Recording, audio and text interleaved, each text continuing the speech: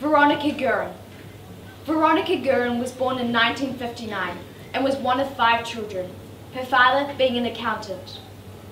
From a very young age, Veronica wanted to be like her father, an accountant. So she studied at all-Catholic Dublin Girls' School and then studied accounting at Trinity College.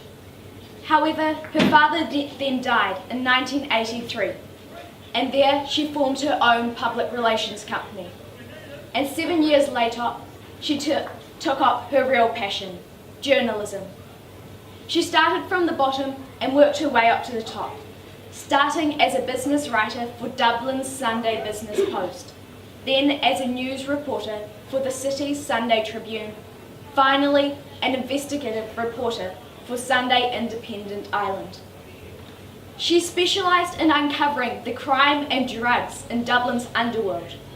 But when she published articles about these crimes, she was frustrated with the inability of the police to pursue the matters and stop them.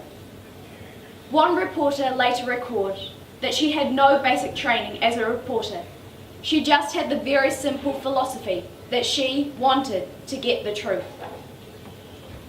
She would apparently stick to a story for weeks and weeks and weeks on end, when many other reporters would have given up after a couple of days. This shows just how determined she was, determined to be the change for Ireland.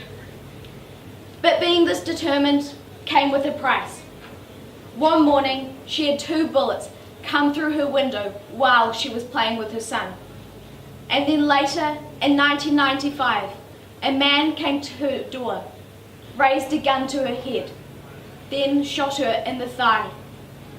This man was never identified, but she later visited the crime bosses, and she told them that she wasn't intimidated.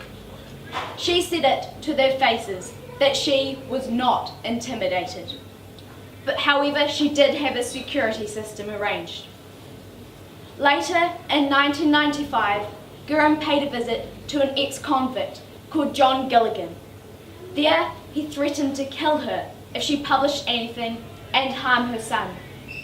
She was especially frightened by this outburst because he had mentioned the possibility of harming her one and only son. Nevertheless, she pressed on with her work because she decided that it would be very difficult for these criminals to kill someone that they knew and had talked to about their stories. However, on the afternoon of June the 26th, 1996, Guerin was alone in her car when she stopped at a traffic light.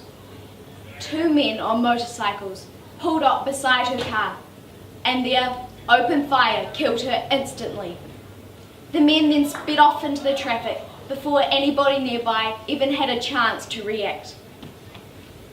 At her funeral, both the Prime Minister and the President attended, and there was a minute's silence around the whole country. The whole entire country stopped just for Veronica Guerin.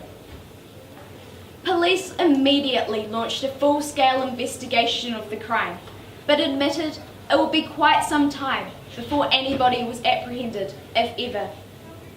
However, on October 1996, Irish police charged a man named Paul Ward. Gilligan was also arrested. Because of Veronica Guerin, officials made sure that reporters were better protected. Because of Veronica Guerin, the Irish Parliament made sure it was easier for the police to pursue drug dealers. Because of Veronica Guerin, the new laws caused a lot of the dealers to flee Ireland because of the measures. Veronica Guerin was like a martyr, Ireland being her faith, her cause. After Veronica's death, there was a time where everyone demanded change, even in the poorest of neighbourhoods where the dealing had once thrived. Veronica stood for a freedom to write. She stood as light and wrote of life in Ireland today, and she told the truth. Veronica was not a judge, nor was she a juror, but she was the voice of Ireland, and she paid the ultimate sacrifice with the sacrifice of her life.